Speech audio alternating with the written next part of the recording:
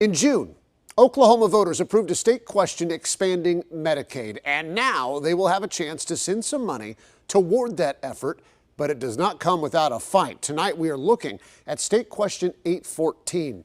In a nutshell, 814 would take money that tobacco companies pay Oklahoma as part of a decades-old settlement and then use more of that money to fund expanded Medicaid.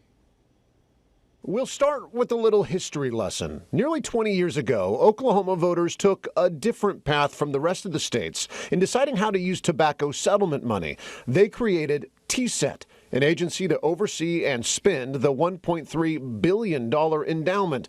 That money cannot be touched by the legislature. State Question 814 would flip how much of the money can be used for Medicaid, 75% instead of 25%. For years, the money has been spent to improve public health, and the agency says they have been successful. They claim smoking rates have dropped 10 times faster in Oklahoma than 6 similar states.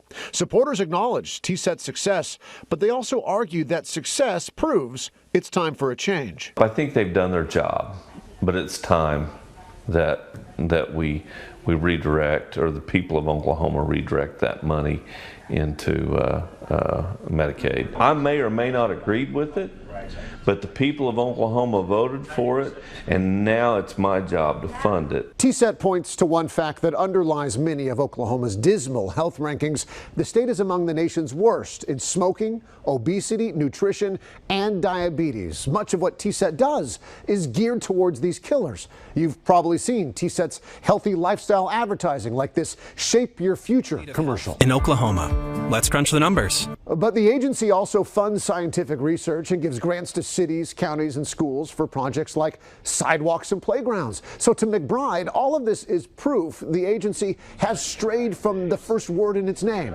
tobacco. They strayed from that, and they've just done anything else because nobody has called them on it. McBride says opposing the state question means opposing the will of the people on Medicaid expansion. I think they ought to be willing to just say, hey, take my money. Take this because the people need it. But TSET says taking more of its money could undo hard-earned public health victories. If there's less money going into the endowment, that means the endowment's going to grow more slowly. That will impact our ability to stand up new programs or expand existing programs to confront new health challenges of Oklahomans. And because we spend the earnings, if in down economic times, that could cut into current programs. Larson says TSET is the state's largest funder of prevention, and he says TSET saves the state money. It's a whole lot more cost effective for people to change their diet, to get some exercise, to not use tobacco, rather than going to the doctor and having treatments for a chronic disease later in life. Those two health concerns account for about $3 billion of taxpayer spending on healthcare costs every single year. The American Heart Association strongly supported Medicaid expansion, but they think the state needs a different way to fund it. If we want to improve our health outcomes, what we also need is additional investments in policy changes, including